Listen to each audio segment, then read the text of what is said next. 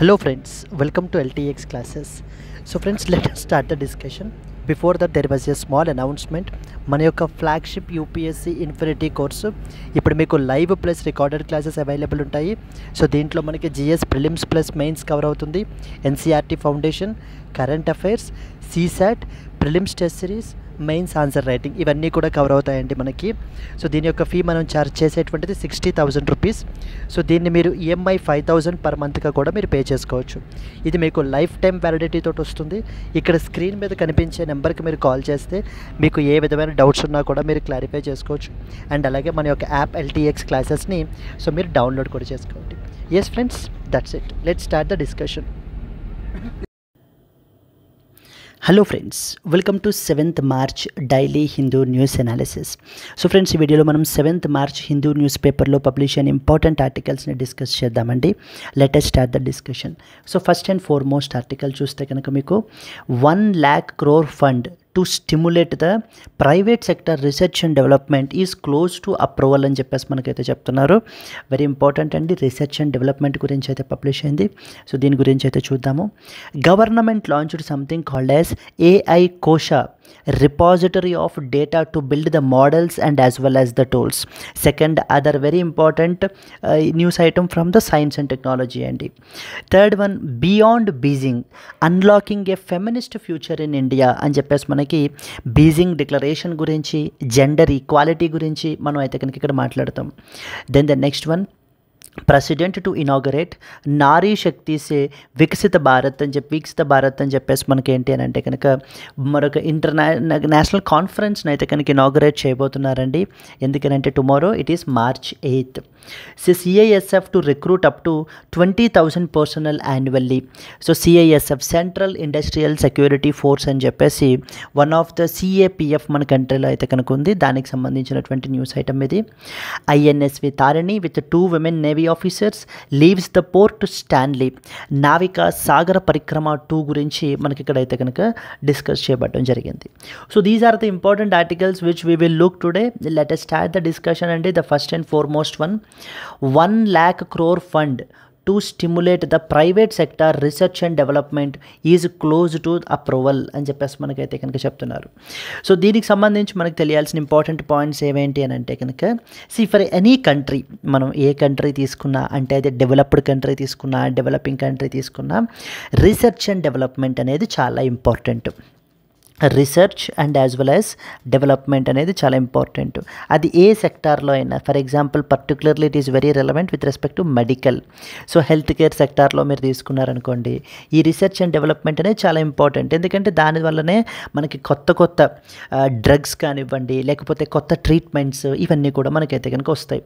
And that is very relevant because recently మనం చూస్తే something called as AMR అంటారు, anti microbial resistance అని చెప్పేసి.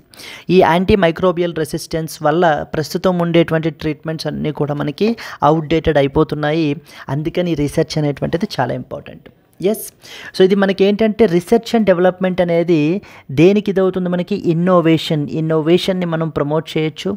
ఎప్పుడైతే మనం ఇన్నోవేషన్ని మనం ప్రమోట్ చేస్తామో మోర్ అండ్ మోర్ చాయిసెస్ కన్జ్యూమర్స్కి మనకైతే కనుక మనం ప్రొవైడ్ చేయొచ్చు.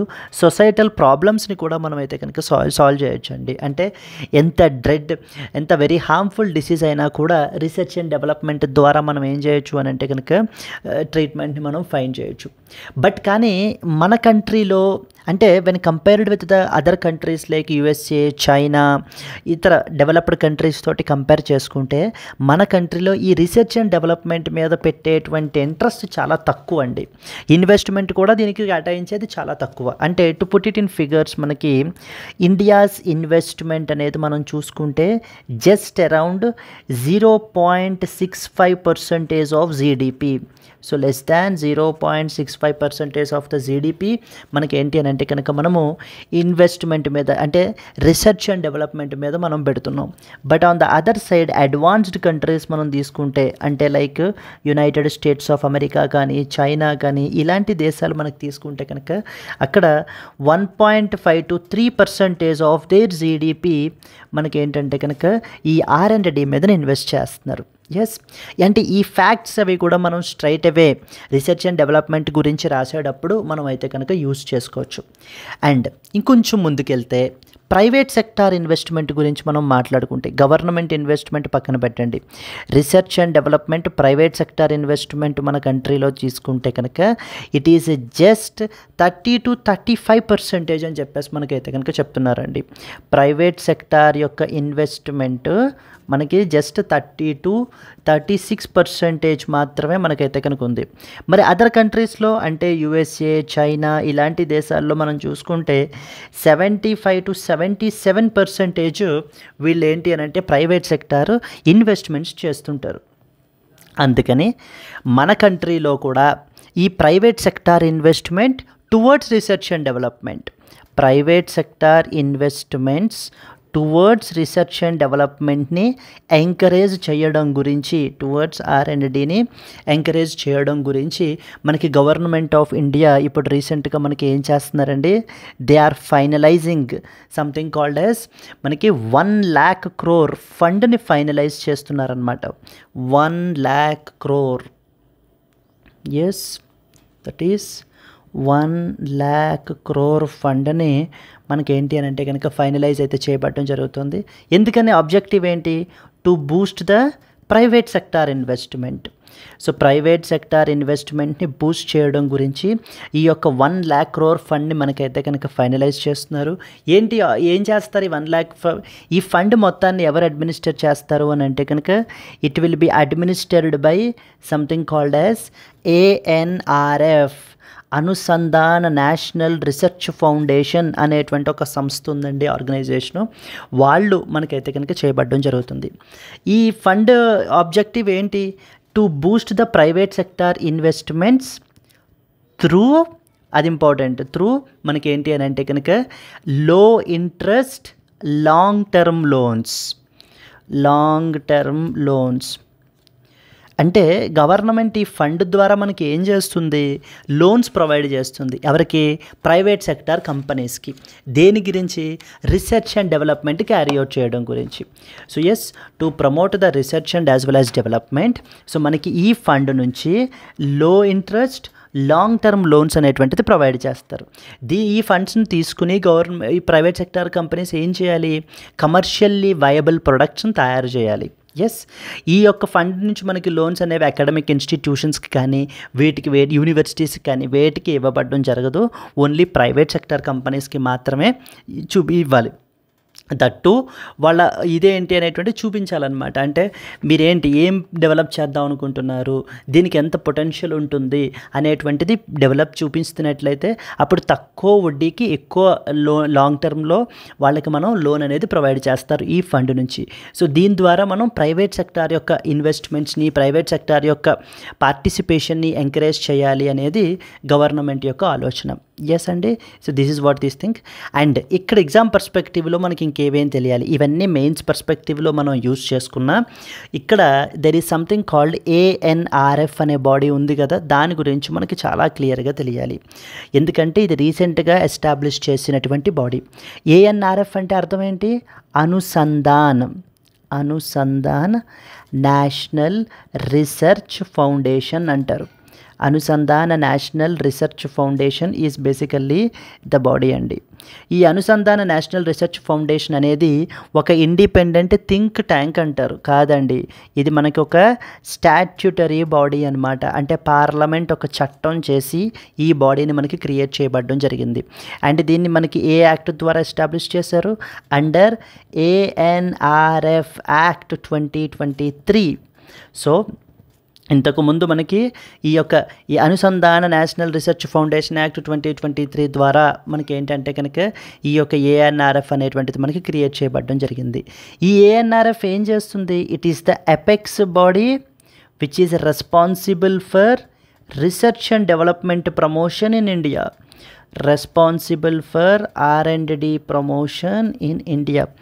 సో ఇది ఇండియాలో మనకి ఏంటంటే కనుక రీసెర్చ్ అండ్ డెవలప్మెంట్ని ప్రమోట్ చేయడం గురించి మనకైతే కనుక ఈ బాడీ మనకైతే కనుక ఫంక్షన్ చేస్తుందండి. Then at the same time ఇంతకుముందు అంటే ఏఎన్ఆర్ఎఫ్ ప్లేస్లో ఇంతకుముందు ఒక బాడీ ఉండేది, దాన్ని మనకి ఏంటంటే కనుక ఎస్ఈఆర్బి అంటారు. ఆ బాడీని replaced the SERB, science and as well as engineering research board అని అర్థం. Science and as well as engineering research board అండి. So that is it replaced the SERB, మనకి ఏంటంటే రీప్లేస్ చేస్తూ ఏఎన్ఆర్ఎఫ్ని మనకి ఎస్టాబ్లిష్ అయితే చేశారు. అనుసంధాన national research foundation is a statutory body. ఇది మనకి ఏఎన్ఆర్ఎఫ్ యాక్ట్ 2023 ద్వారా కాన్స్టిట్యూట్ చేయబడింది. ఇది మన కంట్రీలో apex body which is responsible for giving the directions for promoting the research and development in our country. ఇంతకుముందు ఎస్సీఆర్బి అనేటువంటి బాడీ ఉండేది, దాన్ని రీప్లేస్ చేశారనమాట. అండ్ ఇక్కడ ఇంకొక ఇంపార్టెంట్ పాయింట్ చూడండి, దీనికి సంబంధించిన ఆర్గనైజేషనల్ స్ట్రక్చర్ని కనుక మనం తీసుకుంటే కనుక 2 ఇంపార్టెంట్ ఉంటాయండి. మొదటిది వచ్చేసి గవర్నింగ్ బోర్డ్ అంటారు. గవర్నింగ్ బోర్డ్ ఎందుకు అంత స్పెసిఫిక్గా చెప్తున్నాను అంటే it will be chaired by prime minister అండి. So it will be chaired by that of the prime minister. And alagane we have the executive council is another body. Executive council అంటాం అనమాట. ఈ executive council వచ్చేసి మనకి ఎవరు ఇది చేస్తారు? So executive council వచ్చేసి మనకి headed by principal scientific adviser will be the chairperson అండి. ఎస్. అండ్ ఈ ఏఎన్ఆర్ఎఫ్ వాళ్ళు మనకి ఏంటంటే కనుక కొన్ని ఇంపార్టెంట్ ఇనిషియేటివ్స్ని రీసెంట్గా మనకి తీసుకుని రావడం జరిగింది. ఏవేంటి ఆ initiatives? So just mainly 3 initiatives ఉన్నాయి. ఫస్ట్ వన్ వచ్చేసి పెయిర్ ప్రోగ్రామ్ అండి. వెరీ ఇంపార్టెంట్ ఈ ప్రోగ్రామ్ మనకి. అంటే మనకి ఎలా అడుగుతారంటే consider the following statements about the PAIR program అని చెప్పేసి మనకి అడుగుతారు. మనకి పెయిర్ ప్రోగ్రామ్ మనకి ఏం చేస్తుంది అని అంటే కనుక పార్ట్నర్షిప్ ఫర్, పెయిర్ అంటే అర్థం ఏంటంటే కనుక partnership for accelerated innovation and as well as research అంటారు. So moving to the next one, partnership for accelerated innovation and as well as research అని చెప్పేసి పిలుస్తారు. ఈ ప్రోగ్రాంలో మనకి ఏం చేస్తారు అని అంటే కనుక లైక్ టాప్ టైర్ ఇన్స్టిట్యూషన్స్ ఏవైతే ఉంటాయో అవి నార్మల్ యూనివర్సిటీస్ అంటే వేర్ రీసెర్చ్ క్యాపబిలిటీస్ అనేటువంటివి తక్కువ ఉన్నటువంటి వాటితోటి పేరప్ అయితే కనుక అవుతారండి. ఈ యొక్క టాప్ టైర్ ఇన్స్టిట్యూషన్స్ ఈ యొక్క లోయర్ లెవెల్ ఇన్స్టిట్యూషన్స్కి మనకి మెంటర్షిప్ అనేటువంటిది ప్రొవైడ్ చేయబడటం జరుగుతుంది. పెయిర్ ప్రోగ్రామ్ అని చెప్పి తీసుకుని వచ్చారనమాట. సెకండ్ ప్రోగ్రామ్ వచ్చేసి something called as MAHA program అంటారు. సో మహాలో మళ్ళీ సబ్ కాంపోనెంట్స్ అయితే ఉంటాయి. MAHA program is second important program. What is MAHA program? So MAHA అంటే అర్థం ఏంటి అని అంటే కనుక mission for advancement in high impact areas అని అర్థం. Mission for advancement in high impact areas అని అర్థం. అండ్ అలాగే ఇంకొకటి ఏంటంటే centres of excellence. So that is ANRF centres of excellence అనేటువంటిది థర్డ్ ఇంపార్టెంట్ ఇనిషియేటివ్. సో ఇక్కడ మనకి ఈ ఆర్టికల్లో మెయిన్గా ఒక 1 lakh crore ఫండ్ని అయితే కనుక స్టిమ్యులేట్ చేస్తున్నారు. ప్రైవేట్ సెక్టార్ యొక్క రీసెర్చ్ అండ్ డెవలప్మెంట్ గురించి మాత్రమే ఉంది. బట్ కానీ మనకి ఈ పాయింట్స్ అన్నీ కూడా తెలియాలి. లైక్ ఏఎన్ఆర్ఎఫ్ అంటే ఏంటి, ఏఎన్ఆర్ఎఫ్ ఎప్పుడు ఎస్టాబ్లిష్ అయింది, ఏఎన్ఆర్ఎఫ్ ఆర్గనైజేషనల్ స్ట్రక్చర్ ఎలా ఉంటుంది, అండ్ ఏఎన్ఆర్ఎఫ్ వాళ్ళు రీసెంట్గా తీసుకొచ్చినటువంటి ఇనిషియేటివ్స్ ఏమేమి ఉన్నాయి అనేటువంటిదన్నీ we need to be very clear on that particular aspect అండి. I hope it is clear. Let us read the important points. So the first and foremost చూడండి. So that is the government of India is finalizing a 1 lakh crore fund to boost the private sector research and development through low interest long term loans. తక్కువ వడ్డీకి ఎక్కువ tenure తోటి మనకి ఏంటి అని అంటే కనుక లోన్స్ అనేది ప్రొవైడ్ చేయడం ద్వారా ప్రైవేట్ సెక్టర్ చేయాల్సినటువంటి ఎక్స్పెరిమెంట్ అది చేస్తూ వీళ్ళు ఏంటి అని అంటే కమర్షియల్లీ వయబుల్ ప్రొడక్ట్స్ని మనకి తయారు చేయొచ్చు అండి. దీని ద్వారా మనకి it aims to enhance new product development and intellectual property creation, IP creation, new intellectual property creation in our country. So the fund గురించి మనం చెప్తే కనుక this fund will be provided as low interest long term లోన్స్గా మనకైతే కనుక provide చేస్తారు. Private companies, please be very clear, not universities or academic institutions can utilise this funds.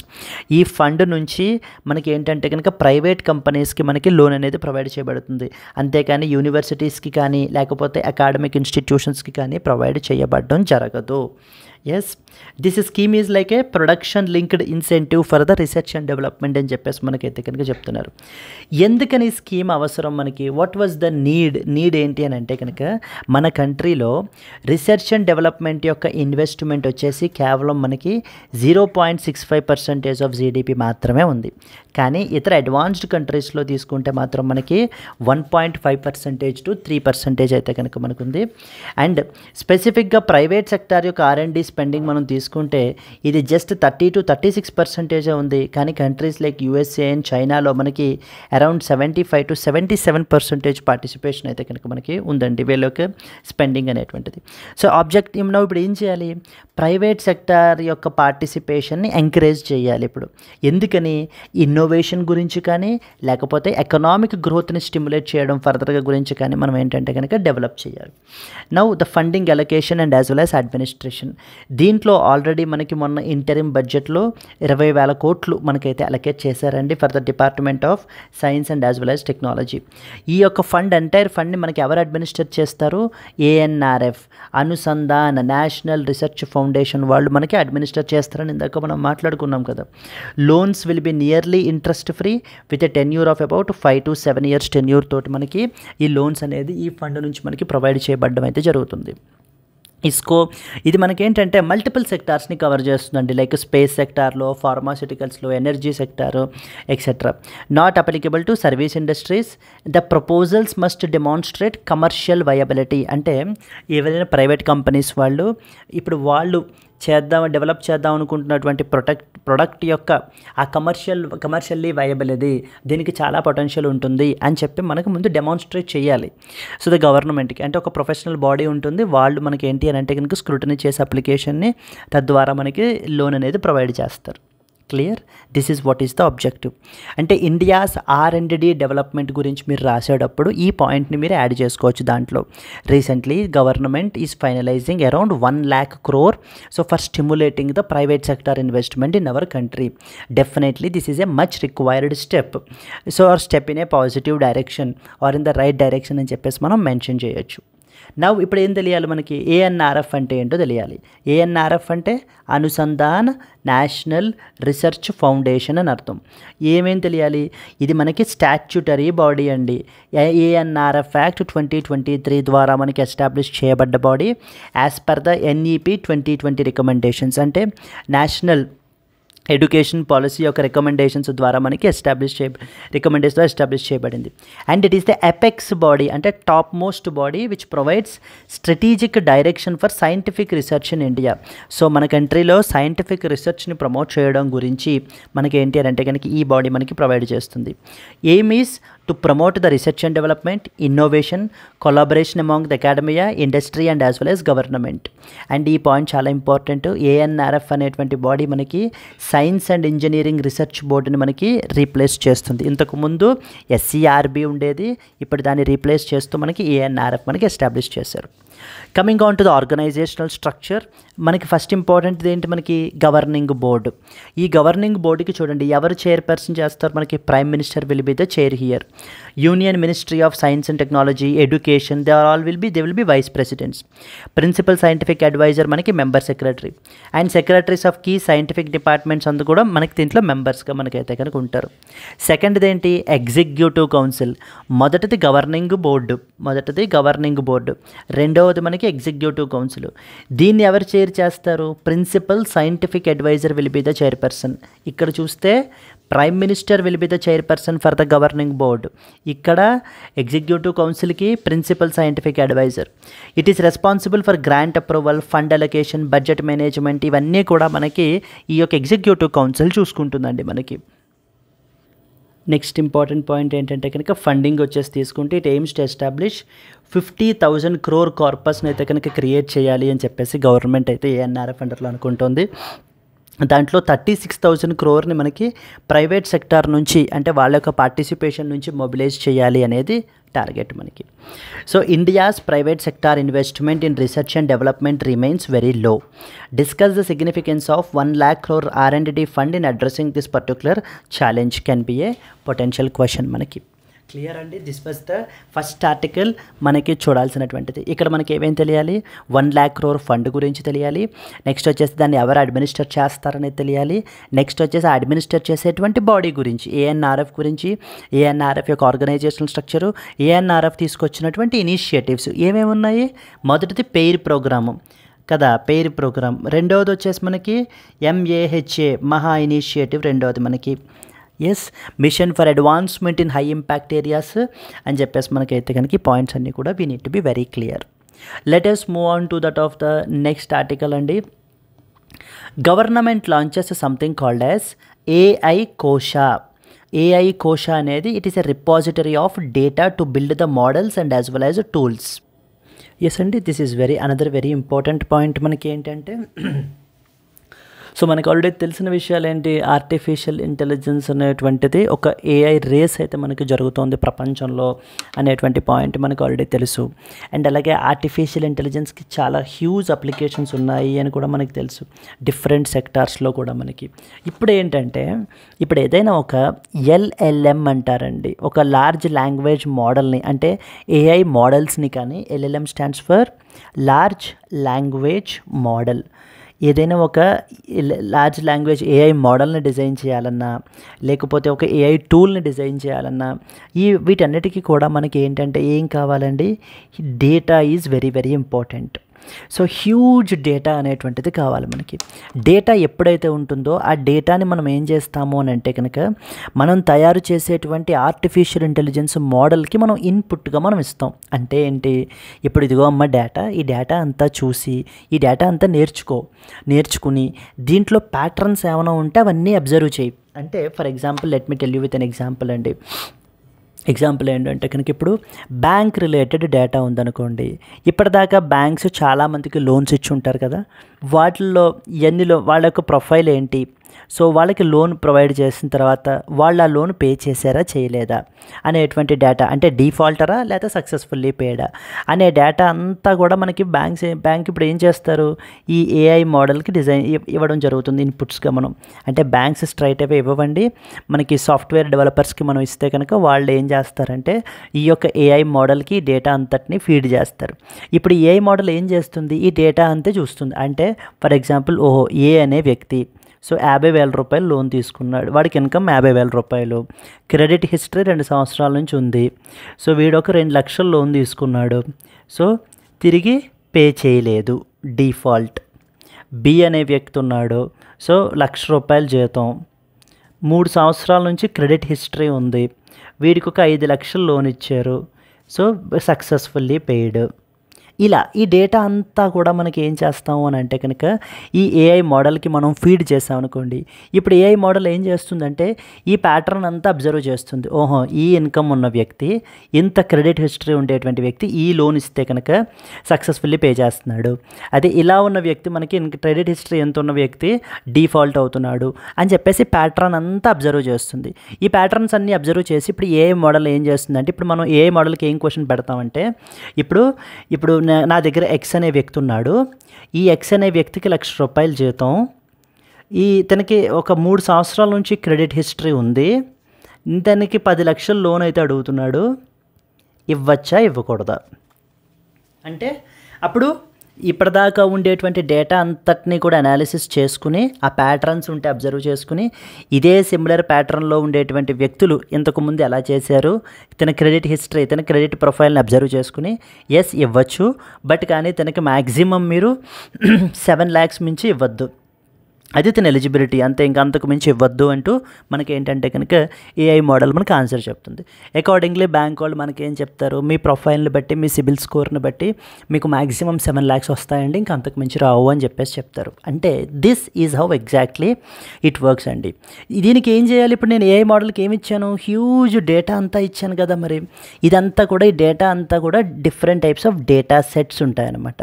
ఈ data సెట్స్ని ఈ మోడల్కి ఇచ్చి మనం ఏం చేయాలి అని అంటే ట్రైనింగ్ అనేది ప్రొవైడ్ చేయాలి. ఇప్పుడు గవర్నమెంట్ ఏమంటుందంటే ఇదే పోర్టల్ని క్రియేట్ చేశారు. ఏఐ కోశ అని చెప్పేసి ఒక పోర్టల్ని, ఒక రిపాజిటరీని క్రియేట్ చేశారు. ఈ రిపాజిటరీలో మొత్తం 316 డేటా సెట్లు ఉంటాయటండి. మొత్తం 316 డేటా సెట్స్. అంటే అప్పుడు మనం ఇదంతా కూడా నాన్ పర్సనల్ డేటా కంప్లీట్లీ. అంటే ఏ పర్సన్కి సంబంధించిన పర్సనల్ ఇన్ఫర్మేషన్ ఉండదు. పర్సనల్ ఇన్ఫర్మేషన్ అంటే వాళ్ళ మొబైల్ నెంబర్ ఏంటి, వాళ్ళ అడ్రస్ ఏంటి, అవేవి ఉండవు అనమాట. పర్సనల్ డేటా ఏమీ ఉండదు. ప్లెయిన్ డేటా మనకైతే కనుక ఉంటుంది. ఎగ్జాంపుల్ మీరు ఇలా చూసుకుంటే కనుక, అలాగే మనకి తెలంగాణ వాళ్ళ నుంచి హెల్త్ డేటా ప్రొవైడ్ చేశారు. 2011 census data, satellite images which are captured by the Indian satellites, meteorological pollution data, ఇదంతా కూడా ఇవన్నీ కూడా రకరకాల డేటా సెట్స్గా మనకి ఏఐ కోశ పోర్టల్లో మనకి ప్లేస్ చేశారు. ఇప్పుడు ఎవరైనా పొల్యూషన్ రిలేటెడ్ అప్లికేషన్ మీద వర్క్ చేస్తున్నారు అనుకోండి, వాళ్ళు ఏం చేయొచ్చు, ఇప్పుడు ఏఐ కోశ ప్లాట్ఫామ్లోకి వచ్చి వాళ్ళు దానికి సంబంధించినటువంటి డేటా సెట్ని డౌన్లోడ్ చేసుకుని వాళ్ళ ఆర్టిఫిషియల్ ఇంటెలిజెన్స్ మోడల్ని ట్రైన్ చేసి మనకి ఈ విధంగా అప్లికేషన్ ఒకటి క్రియేట్ చేయొచ్చు. Yes, at the end of the day what is the objective ఏంటి? ఆర్టిఫిషియల్ ఇంటెలిజెన్స్ మోడల్స్ని తయారు చేయాలి, కొత్త కొత్త టూల్స్ రావాలి. ఇవన్నీ రావడం వల్ల ఉపయోగం ఏంటి? సొసైటీలో ఉండేటువంటి ప్రాబ్లమ్స్ని మనం ఇంకా స్మార్ట్గా సాల్వ్ చేయగలగాలి. ఇప్పుడు for example on ground farmers మీద ఉండేటువంటి ఇష్యూస్, వాళ్ళకు ఉండేటువంటి ఇష్యూస్ని సాల్వ్ చేయగలగాలి. లేకపోతే women safety is a very big threat, దాన్ని సాల్వ్ చేయగలగాలి. బ్యాంక్ డిఫాల్ట్స్ పెరిగిపోతున్నాయి అన్నప్పుడు మరి బ్యాంకర్స్కి ఏ విధంగా మనం సాల్వ్ చేయగలగాలి వాళ్ళ అప్లికేషన్ని. So there are huge problems in the society అండి. వాటన్నిటినీ కూడా మనం టెక్నాలజీతో ఏ విధంగా మనం సాల్వ్ చేయగలము, ఈ విధంగా మనం మన కంట్రీలో ఉండేటువంటి స్టార్టప్స్కి, మన కంట్రీలో ఉండేటువంటి సాఫ్ట్వేర్ డెవలపర్స్కి ఈ డేటా సెట్స్ని ప్రొవైడ్ చేసినట్లయితే, సో వాళ్ళ డేటా సెట్లను డౌన్లోడ్ చేసుకుని ఏం చేయొచ్చు, వాళ్ళ మోడల్స్ని ట్రైన్ చేయొచ్చు. సెకండ్ ఇంపార్టెంట్ ఏంటి, ఇది మనకి డేటా సెట్స్ పిల్లర్ అని చెప్పేసి ఉందన్నమాట. India AI mission data sets pillar. So అంటే ఈ ఇండియా ఏఐ మిషన్ అండర్లో మనకి అరౌండ్ 7 పిల్లర్స్ ఉన్నాయి.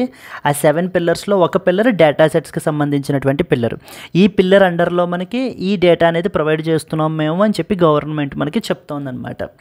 అండ్ అలాగే ఇంకొక పిల్లర్ ఏంటి, కంప్యూట్ పిల్లర్ అని చెప్పేసి ఉంది. కంప్యూట్ పిల్లర్ అంటే ఇప్పుడు మనం ఇంత డేటాని ఇచ్చేసి మోడల్ని ట్రైనింగ్ చేయాలంటే మన నార్మల్ కెపాసిటీ సరిపోదండి, జీపీయూస్ కావాలన్నమాట. ఇంకా ఫాస్టర్ ప్రాసెసింగ్ ఉండాలి, మనకి జీపీయూస్ అనేది ఉండాలి. అందుకని గవర్నమెంట్ ఏం చేస్తుంది, మొన్న లాస్ట్ మంత్ అనౌన్స్ చేశారు, అరౌండ్ జీపీయూస్ని తక్కువ కాస్ట్కి మనకేంటి అని అంటే కనుక పీపుల్కి అవైలబుల్ అయితే కనుక చేస్తున్నాము అంటూ మనకైతే కనుక అనౌన్స్ చేశారు. సో దీనికి ఓవరాల్గా మనకి ఏంటంటే కనుక 10,370 కోట్లు మనకైతే కనుక అవుట్లే అయితే కనుక పెట్టడం జరిగింది. సో మనం డెవలప్ చేస్తున్నామండి. I hope you have understood, right? So this is what is this thing. India AI mission అనేది ministry of electronics and as well as information technology అండర్లోకి మనకైతే కనుక వస్తుంది. Ministry of electronics and as well as information technology. Let us discuss important points now. The Indian government launched the AI Kosha. What is మనకి state level ఎగ్జామ్స్లో అడుగుతూ ఉంటారండి, what is AI కోశా అని చెప్పేసి. లేకపోతే రీసెంట్గా non personal data sets platform ఒకటి launch చేసాం, దాని పేరు ఏంటి అని అడుగుతుంటారు. AI Kosha is the name of the platform, a platform providing non personal data sets to develop the AI models. ఈ పాయింట్ చాలా important. It is part of the India AI data sets platform which is one of the 7 pillars of the India AI mission which is aimed at fostering the AI innovation. మన కంట్రీలో AI ఇన్నోవేషన్ని promote చేయడం గురించి మనకి ఏం పెట్టారు, మనకి India AI machine అని పెట్టారు. ఇండియా ఏఐ మిషన్లో 7 pillars మనకైతే కనుక ఉంటాయి. వాటిల్లో డేటా సెట్స్ ప్లాట్ఫామ్ పిల్లర్ అనేటువంటిది ఒకటి. సో ఆ పిల్లర్ మనకి ఏంటి అని అంటే కనుక ఆ పిల్లర్ అండర్లో ఇప్పుడు ఈ ఏఐ కోశా ప్లాట్ఫామ్ అనేటువంటి దాన్ని మనకి తీసుకుని వచ్చారండి. It is what is AI Kosha? AI Kosha is a repository of non-personal data sets to support the AI model development, artificial intelligence model development ki support provide cheyadam gurinchi. 316 data sets aithe kanukunnai manaki. So primarily focused upon language translation tools for Indian languages. Then AI datasets platform is one of the 7 pillars of India AI mission. It has an outlay of about 10,370 crore. Aim ఏంటంటే to build the AI computing infrastructure. And under the compute capacity pillar, 14,000 GPUs are commissioned for shared access, increasing quarterly. So మనకి ఏంటంటే కనుక number of జీపీయూస్ని మనకి పెంచుతున్నారనమాట, వాటి యొక్క availability ఎవరికి, so స్టార్టప్స్కి use చేసుకోవడం గురించి అనమాట. The government also aims to develop an indigenous foundational AI model which is similar to China's DeepSeek model. So మీరు లాస్ట్ మంత్ లేదా కపుల్ ఆఫ్ డేస్ బ్యాక్ మీరు చూస్తుంటే చైనాలో DeepSeek అని చెప్పేసి ఒక స్టార్టప్ ఉంది. వాళ్ళు ఏంటంటే DeepSeek R1 అంటూ మనకి ఒక మోడల్ని, AI మోడల్ని మనకి తీసుకుని వచ్చారండి. ఇవి మనకి ఏంటంటే కనుక GPT 4.0, 4.0 మినీ, అంటే మనకి గూగుల్ వాళ్ళ యొక్క మోడల్స్ కన్నా లేకపోతే ఈ ఓపెన్ AI వాళ్ళ యొక్క మోడల్స్ కన్నా కూడా చాలా బెటర్గా మనకైతే కనుక పెర్ఫామ్ చేస్తున్నాయి మనకి. అందుకనే ఇండియా కూడా, మన ఇండియన్ గవర్నమెంట్ కూడా ఏంటంటే గవర్నమెంట్ తరపున ఒక మోడల్ని, ఫౌండేషనల్ AI మోడల్ని మనం డెవలప్ చేయాలి అనే ఆలోచనలో కూడా మనం అయితే కనుక ఉన్నాం. So there is a strong interest from startups in building such AI models from that of the India. And already మనకి గవర్నమెంట్ డేటా సెట్స్ అన్నీ కూడా మీకు data.gov.in అని చెప్పేసి ఉండేటువంటి పోర్టల్లో మీకు అరౌండ్ 12,000 డేటా సెట్లు మీకు వేరియస్ గవర్నమెంట్ ఏజెన్సీస్ నుంచి అయితే మనకు ఉన్నాయి. Chief data officers across ministries are encouraged to contribute data sets for that of the AI research. Yes, similarly మనకి ఏంటంటే కనుక ఇక్కడ ఇంకో పాయింట్స్ ఏం తెలియాలి, something called India AI mission గురించి మనకైతే కనుక తెలియాలి. ఇండియా AI మిషన్ అనేది ఆబ్జెక్టివ్ ఏంటి, to establish artificial intelligence infrastructure, enhance the data quality and foster the industry collaboration. దీంట్లో ఇందాక అన్నాం కదా కాంపోనెంట్స్ ఉంటాయి అని చెప్పేసి, చూడండి కంప్యూట్ కెపాసిటీ అని చెప్పేసి ఉంది. ఇక్కడ మనం ఏంటంటే నెంబర్ ఆఫ్ జీపీయూస్ని పీపుల్కి అవైలబుల్గా ఉంచడం గురించి అంతా కూడా ఈ పిల్లర్ అండర్లో వర్క్ చేస్తారు.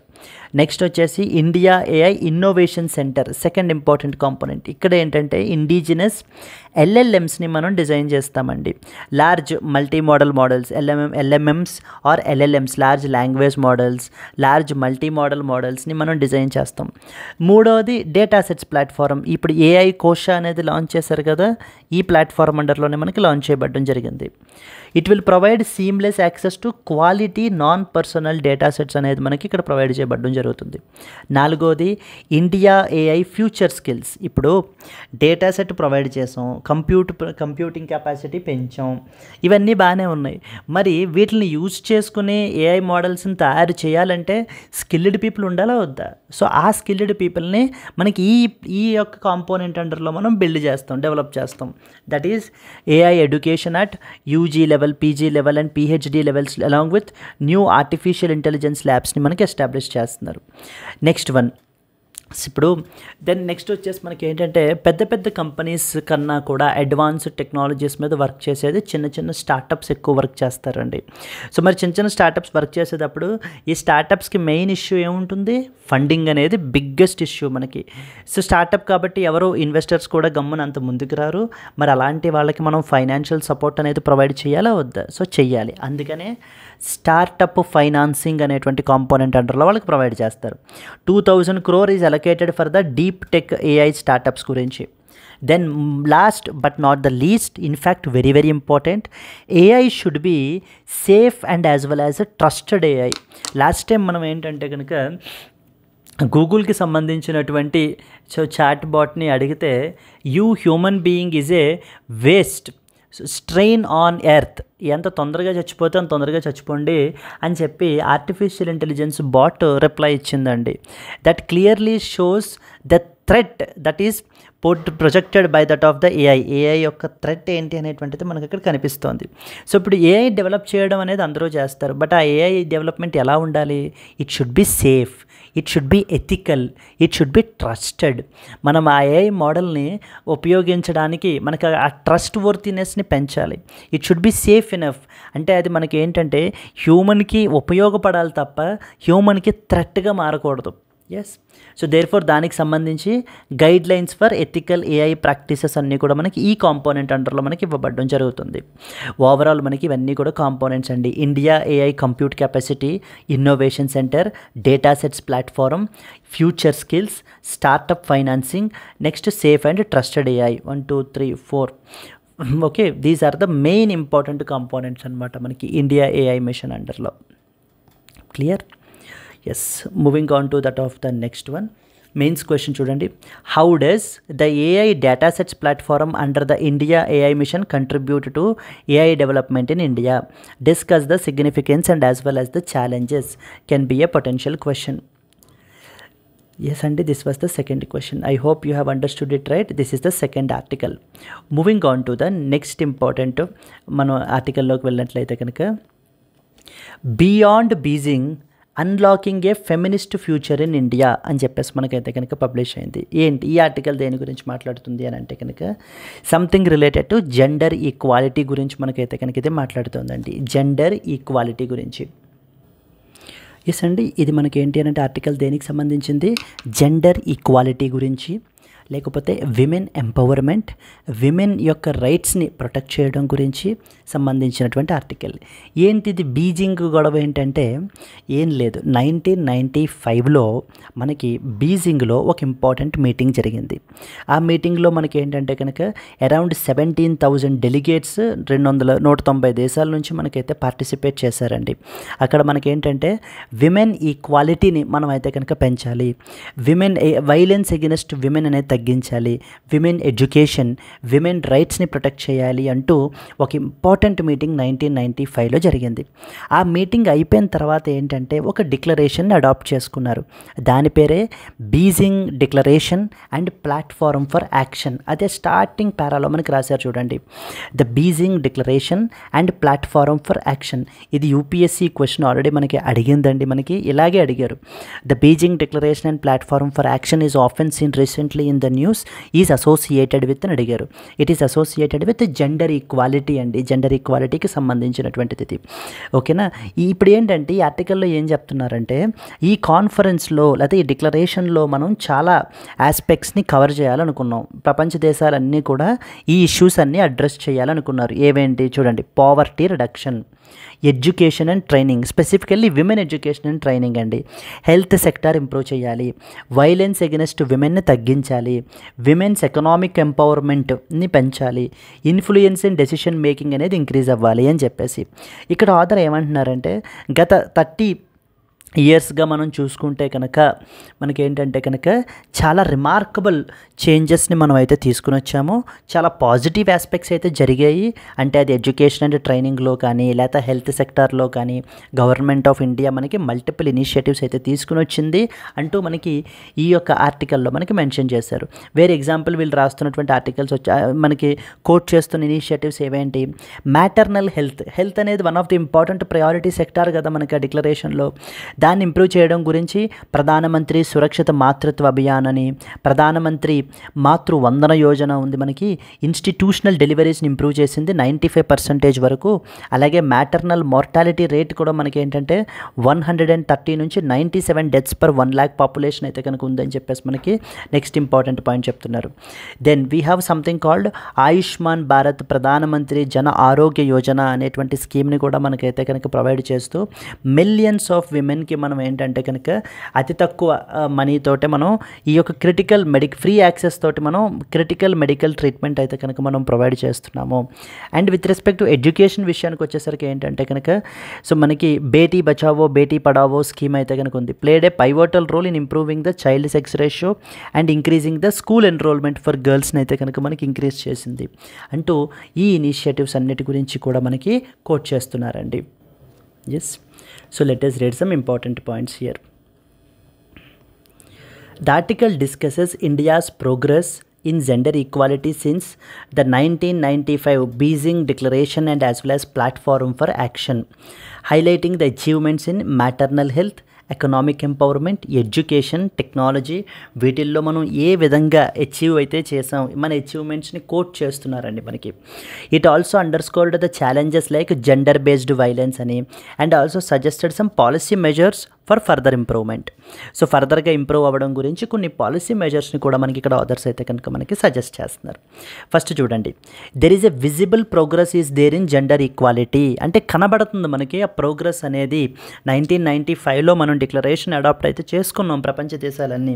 ఇండియా ఆ విషయంలో దాన్ని సీరియస్గా తీసుకుని చాలా సిగ్నిఫికెంట్ ఇనిషియేటివ్స్ తీసుకున్నారు అండ్ దాని ప్రోగ్రెస్ కూడా మనకైతే కనబడుతుందని చెప్తూ మ్యాటర్నల్ హెల్త్ కేర్ గురించి మాట్లాడుతున్నారు. ఫర్ ఎగ్జాంపుల్ వీ హ్యావ్ ప్రధానమంత్రి సురక్షిత్వ మాతృత్వ అభియాన్, మాతృ వందన యోజన. ఇన్స్టిట్యూషనల్ డెలివరీస్ని అయితే కనుక 95%కి ఇంప్రూవ్ చేశాయి. మ్యాటర్నల్ మోర్టాలిటీ రేట్ మనకి 130 నుంచి 97 per 1 lakh బర్డ్స్ మనకైతే కనుక తగ్గింది అని చెప్పి మనకి చెప్తున్నారు. రీప్రొడక్టివ్ రైట్స్ అనేటువంటివి ఇంక్రీజ్ అయ్యాయి. Where 56.5% of women are using now modern contraceptives, thereby reproductive autonomy అనేటువంటిది పెరుగుతోంది. ఆయుష్మాన్ భారత్ ప్రధానమంత్రి జన ఆరోగ్య యోజన, ఇది మనకి ఫ్రీ హెల్త్ కేర్ యాక్సెస్ని మనకైతే ప్రొవైడ్ చేస్తుంది. ఎడ్యుకేషన్లో Beti Bachao Beti Padhao scheme. National education policy మనకి ఏంటంటే కనుక stem education for the women అనేటువంటిది కూడా మనకైతే కనుక ఇంప్రూవ్ చేస్తుందండి. అంటే సైన్స్ అండ్ టెక్నాలజీ ఫీల్డ్స్లో మనకి. సిమిలర్లీ ఎకనామిక్ ఎంపవర్మెంట్ కూడా ఏంటంటే నేషనల్ రూరల్ లైవ్లీహుడ్స్ మిషన్ అని చెప్పి తీసుకుని వచ్చారు. It connects around 100 million rural women to self help groups and financial networks. Then Jan Dhan Aadhaar mobile Trinity అని చెప్పేసి ఉంటుంది. ఇది మనకి ఏంటంటే and UPI, it enable women to access digital financial tools. అంటే వాళ్ళ యొక్క ఫైనాన్షియల్ లిటరసీని మనం ఇంక్రీజ్ చేస్తున్నాము, ఫైనాన్షియల్ యాక్సెసిబిలిటీని మనం పెంచుతున్నాము, ఓవరాల్గా ఫైనాన్షియల్ ఇంక్లూజన్ని మనం ప్రమోట్ చేస్తున్నాం. దెన్ వీ హ్యావ్ ప్రధానమంత్రి గ్రామీణ digital సాక్షాత్కారత Abhiyan, trained around 35 million rural women in digital literacy. Digital లిటరసీని మనం ప్రమోట్ చేయడం గురించి, అంటే బేసిక్గా ఇంటర్నెట్ని ఎలా యూజ్ చేయాలి, ఒక స్మార్ట్ ఫోన్ని ఎలా యూజ్ చేయాలి, ఎవరికైనా ఏదైనా ఒక పేమెంట్ ట్రాన్స్ఫర్ చేయాలంటే ఎలా చేయాలి అని ఈ యొక్క అభియాన్లో మనకి డిజిటల్ సాక్షరత అభియాన్ అనేటువంటి దీంట్లో మనకంటే కనుక ప్రొవైడ్ చేస్తున్నారండి మనకి. Yes, and gender responsive budgeting in India's national budget is also increased from 6.8% to 8.8%. కానీ ఛాలెంజెస్ కూడా ఉన్నాయి. Where safety and security is also there is a biggest issue అని చెప్పేసి దీంట్లో చాలా తక్కువ లిమిటెడ్ ప్రోగ్రెస్ని అయితే కనుక మనం మీట్ చేసాము. Beijing declaration goal on ending the violence is not fully achieved. Ending the violence against women అనేటువంటిది మనకి ఏంటి అని అంటే కనుక ఇంకా ఫుల్ ఫ్లెడ్జ్డ్గా మనం అచీవ్ చేయలేకపోయాం. వన్ స్టాప్ సెంటర్స్ని మనకి గవర్నమెంట్ అయితే కనుక ఎస్టాబ్లిష్ చేసింది కానీ to support for the survivors. So suggestions ఏమేంటి?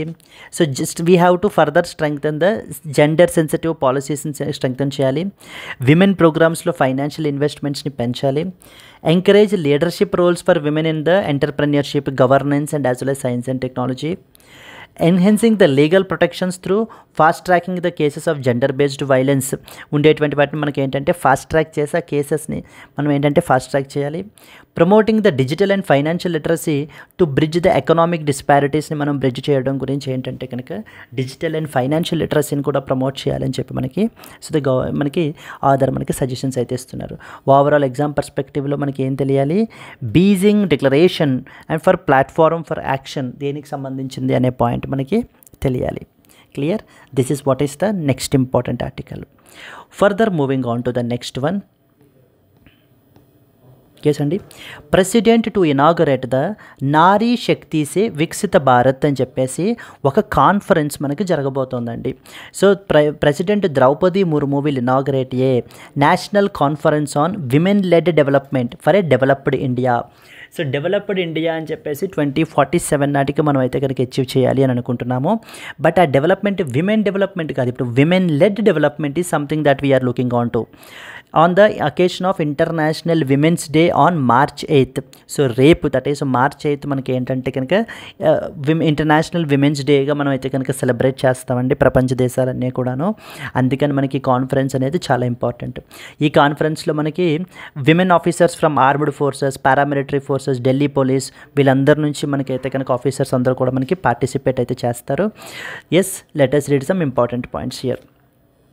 President Draupadi Murmu will inaugurate the National Conference on Women-led Development for a Developed India on International Women's Day, that is on March 8th మనకి celebrate చేస్తారు.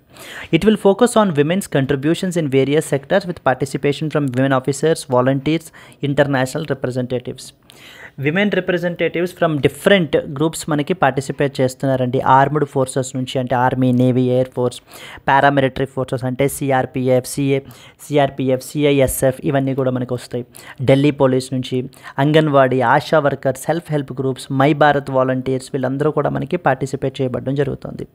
It will host even representatives from global organizations as well. This is another important point. మనకి prelims పర్స్పెక్టివ్లోనూ even మనం mains పర్స్పెక్టివ్లో కూడా మనం దీన్ని use చేసుకోవచ్చు. సో ఈ యొక్క ఇంటర్నేషనల్ విమెన్స్ డే అనేది ప్రతి సంవత్సరం మనకి మార్చ్ 8వ తారీఖున మనకైతే కనుక సెలబ్రేట్ చేయబడడం జరుగుతుందండి. విమెన్స్ అచీవ్మెంట్స్ని మనం అయితే కనుక ప్రమోట్ చేస్తూ జెండర్ ఈక్వాలిటీని మనం ఏంటి అని అంటే కనుక అడ్వకేట్ చేస్తాం అనమాట. అందుకనే కదా జెండర్ ఈక్వాలిటీ గురించి ఇందాక మనకి బీజింగ్ డిక్లరేషన్ గురించి మాట్లాడారు.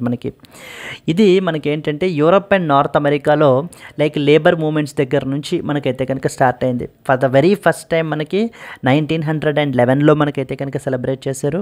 ఆ తర్వాత యునైటెడ్ నేషన్స్ వాళ్ళు దీన్ని 1975లో మనకి అఫీషియల్లీ రికగ్నైజ్ చేశారు. It highlights progress in the women's rights, ఇప్పటిదాకా మనం ఏమి అచీవ్ చేసామనేటువంటిది అండ్ అలాగే awareness about the ongoing gender based challenges మీద అవేర్నెస్ని క్రియేట్ చేయడం మనకి. So this is the next important article మనకి. Clear? Let us move on to the next one. CISF to recruit up to 20,000 personnel annually. So director general of CISF మనకైతే చెప్తున్నారండి. CISF అంటే అర్థం ఏంటి? సెంట్రల్ ఇండస్ట్రియల్ సెక్యూరిటీ ఫోర్స్ అని అర్థం మనకి. Central industrial security force. So వీళ్ళు మనకి one of the important CAPF అండి, సెంట్రల్ ఆర్మ్డ్ పోలీస్ ఫోర్సెస్ అంటారు. Central armed police forces. So అంటే మనకి లైక్ ఎలా అంటే మనకి we have the different paramilitary forces అంటాం కదా, వాళ్ళ యొక్క నేమ్ చేంజ్ చేసి మనం CAPF అని చెప్పేసి పెట్టడం జరిగింది. వీళ్ళందరూ కూడా మనకి మినిస్ట్రీ ఆఫ్ హోమ్ అఫైర్స్ అండర్లోకి మనకైతే కనుక వస్తారనమాట. ఈ యొక్క CISFలో మనకి రిక్రూట్మెంట్స్ అనేటువంటివి 20,000 పర్సనల్ని మేమైతే కనుక రిక్రూట్ చేసుకుంటాము అని చెప్పేసి మనకి in the next few years అని చెప్పి మనకైతే కనుక చెప్తున్నారు director general. Let us read the important points about CISF. CISF is planning to recruit around 15,000 to 20,000 personnel annually to expand their security coverage so that to cover more facilities across India, as it was stated by Director General Rajvinder Singh Bhatti. So Rajvinder Singh Bhatti is a Director General of the CISF. CISF will increase the recruitment. 14,000 personnel recruited recently and around 17,000 more is also ongoing అని చెప్పి మనకి చెప్పడం జరుగుతుంది. CISF గురించి మనం మాట్లాడుకుంటే so language issue is one such issue గురించి చెప్తున్నారు. And at the same time మనకి ఏంటంటే కనుక CISFకి సంబంధించి ఇంపార్టెంట్ పాయింట్స్ మనకి తెలియాల్సినటువంటివి ఉన్నాయండి. ఏవేంటంటే ఇది మనకి it is the central armed police force. ఇందాక చెప్పాను కదా CAPF అంటారు. పారామిలిటరీ ఫోర్సెస్ అనేటువంటి నేమ్ని తీసేసి వీళ్ళని CAPF అని పెట్టారు. వీళ్ళు మినిస్ట్రీ ఆఫ్ హోమ్ అఫైర్స్ అండర్లో మనకి వర్క్ చేస్తారు. వీళ్ళు CISF అనేటువంటి బాడీని మనకి ఒక యాక్ట్ ఆఫ్ ద పార్లమెంట్ ద్వారా మనకి ఎస్టాబ్లిష్ చేశారు ఆన్ 1969 విత్ అరౌండ్ 2,800 పర్సనల్ మనకి అప్పట్లో ఉండేవారు మనకి. ఇది మనకి ఏంటంటే it became an armed forces as well under the 1983 act of the parliament. Current strength around 1,88,000 personal ఉన్నారు. దీని యొక్క హెడ్ క్వార్టర్స్ వచ్చేసి మనకి న్యూఢిల్లీలో ఉందండి. దీనికి హెడ్ వచ్చేసి మనకి డైరెక్టర్ జనరల్లో అయితే మనకి హెడ్ అవుతూ ఉంటారు. But mainly from the IPS Indian police service నుంచి మనకైతే తీసుకుంటారు. వీళ్ళ యొక్క ఆపరేషన్స్ అంతా కూడా మనకి ఏంటంటే 7 సెక్టార్స్గా మనకి డివైడ్ అవుతుంది. లైక్ ఎయిర్పోర్ట్ అని, north sector, north east, east, west, south, training and fire service wing as well. వీళ్ళు మనకి చూసుకుంటే కనుక న్యూక్లియర్ ప్లాంట్స్కి, స్పేస్ ఇన్స్టలేషన్స్కి, సీ పోర్ట్స్కి, పవర్ ప్లాంట్స్, ఎయిర్పోర్ట్స్ వీటికి మీరు బయట చూసినట్లయితే కనుక వాటికి సెక్యూరిటీ ప్రొవైడ్ చేస్తుంటారండి. ఎస్, మీరు ఎక్కడికి వెళ్ళినా, ఏదైనా న్యూక్లియర్ ఇన్స్టలేషన్కి వెళ్ళినా, ఏదైనా స్పేస్ బేస్డ్ ఇన్స్టలేషన్స్కి వెళ్ళినా, పోర్ట్స్ విజిట్ చేసినా, పవర్ ప్లాంట్స్ దగ్గరికి వెళ్ళినా, ఎయిర్పోర్ట్స్ అక్కడంతా కూడా బయట మనకి so they are the main security force అనమాట. So the airport security is also assigned in 2000 post the IC-814 hijacking తర్వాత మనకి ఎయిర్పోర్ట్ సెక్యూరిటీ కూడా కూడా వీళ్ళకైతే అటాచ్ చేయడం జరిగింది. వీళ్ళు ఢిల్లీ మెట్రోని, పార్లమెంట్ని, ఇంపార్టెంట్ హెరిటేజ్ సైట్స్కి, జమ్మూ అండ్ కాశ్మీర్ సెంట్రల్ జైల్స్కి కూడా మనకి ప్రొటెక్షన్ ఇస్తుంటారు. అలాగే హై ప్రొఫైల్ ఇండివిజువల్స్కి విఐపి సెక్యూరిటీ వింగ్ మనకి ప్రొవైడ్ చేస్తారు. ఫైర్ ప్రొటెక్షన్ సర్వీసెస్ కూడా వీళ్ళు ప్రొవైడ్ చేయడం జరుగుతుంది. ఎందుకంటే వీళ్ళకంటూ డెడికేటెడ్ ఫైర్ వింగ్ ఉందండి వీళ్ళకి. And even not only that, private security consultancy services కూడా వీళ్ళైతే కనుక ప్రొవైడ్ చేయబడడం జరుగుతుంది. They are also very demand.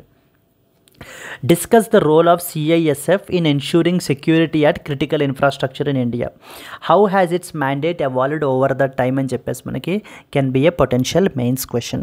So ఈ CAPF అని మనకి తెలియాలి. లైక్ CRPF అంటారు, సెంట్రల్ రిజర్వ్ పోలీస్ ఫోర్స్ అని, CISF central industrial security force, Sashastra Seema Bal, Indo Tibetan border police, Assam rifles, వీళ్ళందరూ కూడా మనకి ఏంటి అని అంటే కనుక CAPF అండర్లోకి మనకు వస్తారు. ఏ మినిస్ట్రీ అండర్లో వర్క్ చేస్తారండి? మినిస్ట్రీ ఆఫ్ హోమ్ అఫైర్స్ అండర్లో వర్క్ చేస్తారు. Moving on to the next one. INSV Tarini with 2 women navy officers leaves Port Stanley. సో రీసెంట్గా మనకి ఏంటి అని అంటే కనుక ఫాక్లాండ్ ఐలాండ్స్లో ఉండేటువంటి పోర్ట్ స్టాన్లీ మనకైతే so left the Port Stanley in the Falkland islands Tuesday at around 9-10 AM. So there is something called as Navika సాగర పరిక్రమ 2 అని చెప్పేసి ఒక నావల్ ఎక్స్పెడిషన్ని రీసెంట్గా మనకైతే కనుక లాంచ్ చేశారండి మొన్న అక్టోబర్లో. 2 women officers, so that is Dilna and as well as Roopa అని చెప్పేసి వీళ్ళు సర్కమ్ నావిగేట్ చేస్తున్నారనమాట మొత్తం అంతా కూడాను. ఇది మనకి ఏంటంటే 2 పర్పసెస్ గురించి. పాయింట్ నెంబర్ 1, మన యొక్క నేవల్ క్యాపబిలిటీస్ని షోకేస్ చేయడం గురించి, అండ్ అలాగే విమెన్స్ పవర్, సో నారీ శక్తిని మనకి ఏంటి అని అంటే కనుక ఎగ్జిబిట్ చేసి ప్రపంచానికి ఇన్స్పిరేషన్గా మనకి మారడానికి కూడా మనకైతే కనుక ఈ యొక్క ఎక్స్పెడిషన్ని మనం క్యారీ అవుట్ చేస్తున్నాం. ఈ ఎక్స్పెడిషన్ని క్యారీ అవుట్ చేస్తూ వీళ్ళు ఏంటి అని అంటే కనుక చాలా వెరీ డిఫికల్ట్ ప్యాసేజెస్ని కూడా వీళ్ళు ఏంటి అని అంటే కనుక జర్నీస్ని, వాయేజ్ని అయితే కనుక వీళ్ళు అండర్టేక్ చేస్తున్నారు. ఇట్స్ వెరీ బిగ్ అడ్వెంచర్ అనమాట. INSV Tarini recently left the Port Stanley for Cape Town, South Africa అయితే కనుక ఇప్పుడు మనకి వెళ్తున్నారు. Marking the 4th leg of the Navika సాగర Parikrama 2 which is a global circumnavigation expedition by 2 women navy officers. So ఇది మనకి నావికా సాగర పరిక్రమ 2 ఆల్రెడీ ఫస్ట్ ఎడిషన్ మనకు ఆల్రెడీ ఇంతకు ముందుకు ఫినిష్ చేశారు. ఇది మనకి సెకండ్ ఎడిషన్. ఇందులో 2 విమెన్ ఆఫీసర్స్ అయితే కనుక మనకి వెళ్ళడం జరుగుతుంది. So where to promote gender empowerment, ocean sailing and self రిలయన్స్ని. సో 2 విమెన్ ఆఫీసర్స్ ఎవరెవరు మనకి Dilna and as well as the Roopa are 2 members. So మొన్న October 2, 2024 మనకి ఏంటి అంటే కనుక గోవా నుంచి మనకి ఫ్లాగ్ ఆఫ్ చేశారండి దీన్ని. ఈ యొక్క ఎక్స్పెడిషన్ని మనకి అరౌండ్ 5 లెగ్స్లో మనకైతే కనుక కవర్ చేస్తున్నారు. సో మనకి ఏంటి అని అంటే కనుక లైక్ గోవా టు మనకి ఏంటి అంటే Fremantle to Lyttelton to Port Stanley to Cape Town, and finally మనకి కేప్ టౌన్ టు గోవా. ఇప్పుడు ప్రస్తుతం మనకి ఈ లెగ్లో ఉన్నారనమాట. పోర్ట్ స్టాన్లీ నుంచి మనకైతే మూవ్ అవుతూ ఇప్పుడు కేప్ టౌన్, సౌత్ ఆఫ్రికా అయితే కనుక వెళ్ళడం జరుగుతుంది. దీనికి వీళ్ళు యూజ్ చేస్తున్నటువంటి వెజల్ వచ్చేసి INSV తారిణి. INSV అంటే ఇండియన్ నేవల్ సెయిలింగ్ వెజల్ అని చెప్పేసి మనకైతే కనుక అర్థం. మనకి ఇది మనకి advanced navigation, safety and communication systems తోటి మనకి ఎక్విప్ అయితే కనుక చేయబడింది. Yes. So recently it stayed at Port Stanley for repairs and maintenance after sailing through Drake's Passage, which is known for treacherous waters. How do initiatives like Navika Sagar Parikrama contribute to gender empowerment and maritime excellence in India can be a potential question. Moving on to that of the next one. Yes, and coming to the today's question. Beijing Declaration and Platform for Action is associated with A. Disaster management, B. Gender equality, C. Drug trafficking, and D. Biodiversity conservation. Yes, Andy. If you know the answer, please comment your answer. And again, if you have liked the video, please do like it. And let's meet again in the next Hindu news analysis. Until then, happy learning. All the best. Bye bye, Andy.